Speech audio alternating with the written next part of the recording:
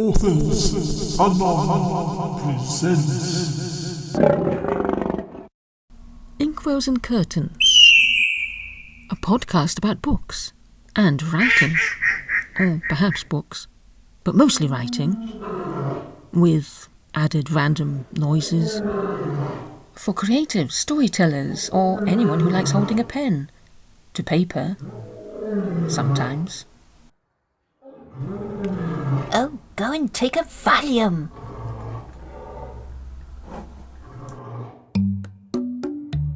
Times are bad. Children no longer obey their parents, and everyone is writing a book. Marcus Tullius Cicero. Tell me, Equipus Pluribus, how many chapters have you written today? I am halfway through my thrilling toga trembler, The Ides of March. You? Oh, I just finished mine yesterday. My publisher says it's the next best thing since the wheel. Does he indeed? Of course, I never know where to begin, but once I have my inciting incident sorted, it's all plain sailing. Really? Character motivation counts for something too, you know. Yes. And for my next book, I thought I would begin with the end and end with the beginning.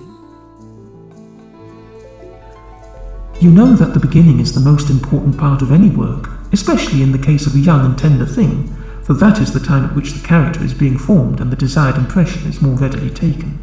Plato, The Republic. Aristotle said a whole story has a beginning, a middle, and an end. Later on. For many people who want straightforward stories, the linear structure is very satisfying. Non-linear structure has had a rockier ride. Some people refuse to even contemplate novels that have time slip, flashbacks, or that begin with the ending. Yet non-linear structure has been around for quite some time and has proven equally popular. It's always worth experimenting with both. If you've been writing strictly linear but find yourself repeatedly stuck or blocked, it might be worth trying out a flashback or going back to the middle or end first and walking, or writing, backwards from there. Linear moves in one direction from A to B to C, that is, from beginning to middle to end. It's a pattern that is easily recognisable, places less burden on the reader or filmgoer. They have fewer dots to join up, so it's more relaxing. Let's take an example from that old Aesop fable, The Hare and the Tortoise. In part A, or the beginning, we have the hare and the tortoise who hold a race to see who is fastest. In part B, the middle part, the story reaches a critical point. The hare assumes he will win the race because he is generally the fast animal, so he takes a power nap, expecting to win with a couple of leaps and bounds. Part C, the end, sees the resolution of the story. The tortoise keeps plodding away, and by the time the hare wakes up, the tortoise has won the race. So now comes the question, what is the beginning? The beginning opens the story. It sets up the action and usually introduces the main characters.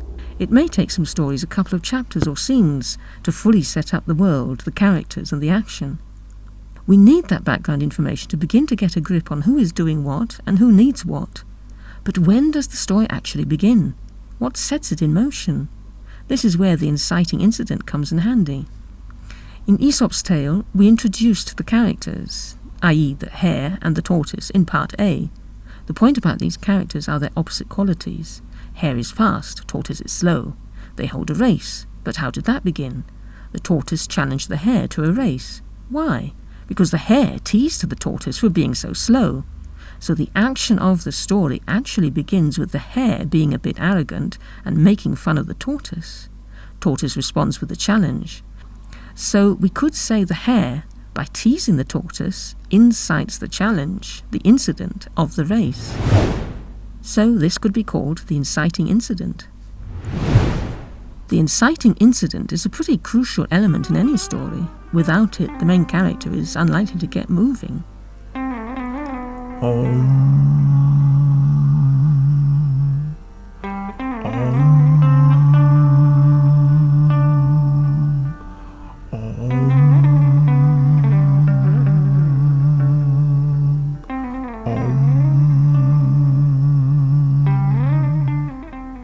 We could fill a whole page with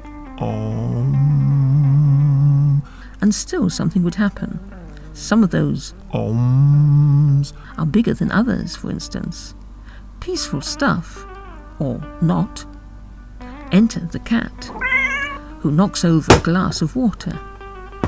Our meditating hero picks up the glass, mops at the water, while the cat curls his tail around the neck of a vase.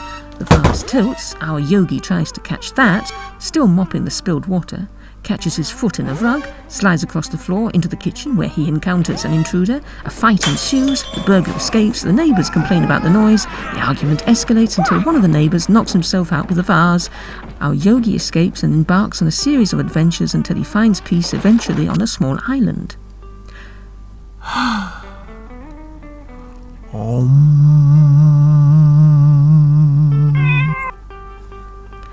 The inciting incident here is the cat, who also acts as a kind of nemesis.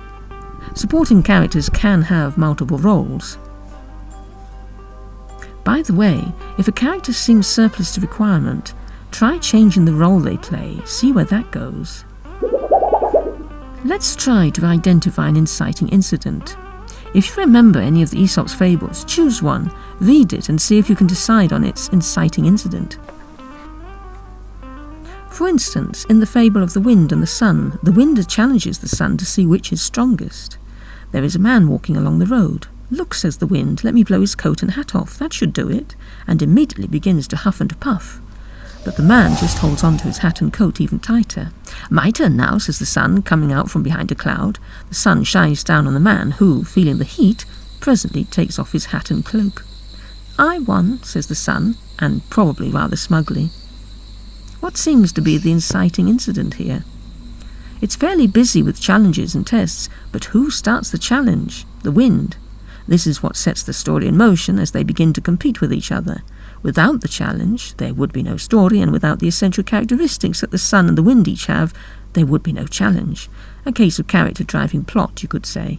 So have a look at a few more of those fables. You can find a copy on Project Gutenberg or archive.org, and pick out the inciting incident as it appears to you.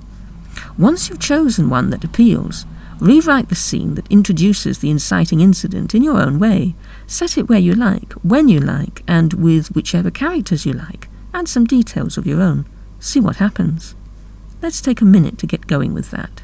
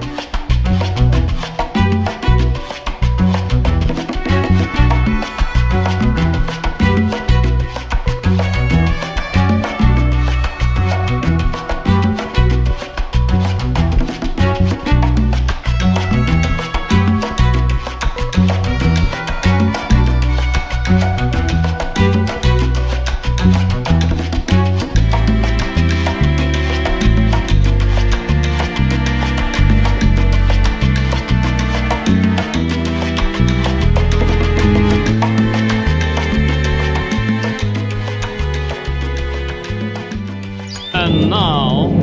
Can you save a word? This is the corner for words that are rare, unusual, fun, and possibly in danger of vanishing altogether. A few years ago, a couple of English students paired up on a blog called The Feather and Rose and set a weekly writing challenge.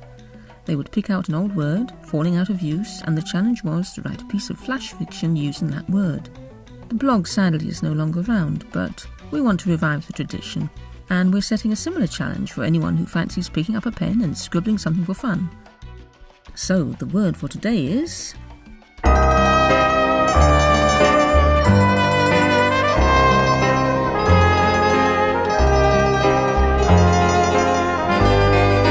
At your last.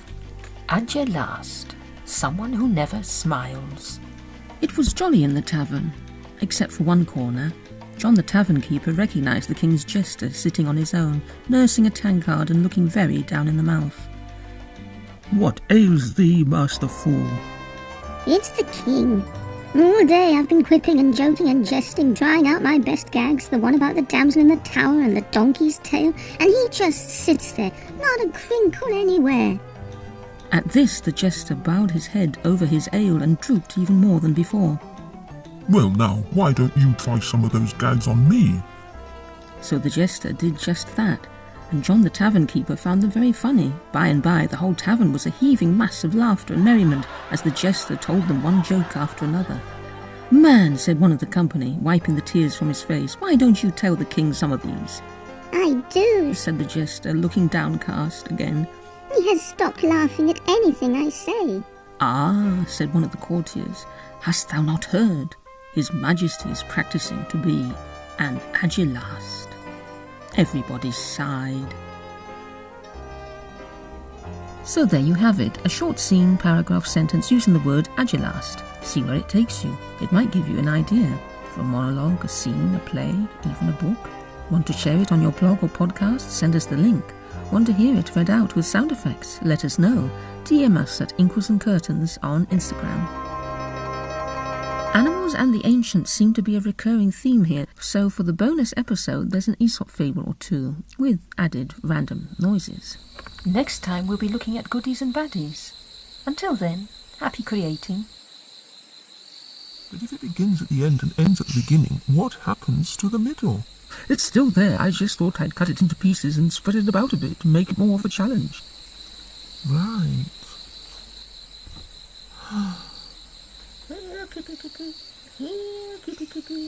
Interesting. But do you really think it will catch on? Oh, my publisher says it would be what he calls a small corner in the market. The Gauls have a word for it, but I can't remember it at the moment. Quite. Well, I think I'll go and... Write your next novel? I can't wait. I think this time I shall write a play about books. No, I am not fetching the ladder. You'll just have to manage on your own.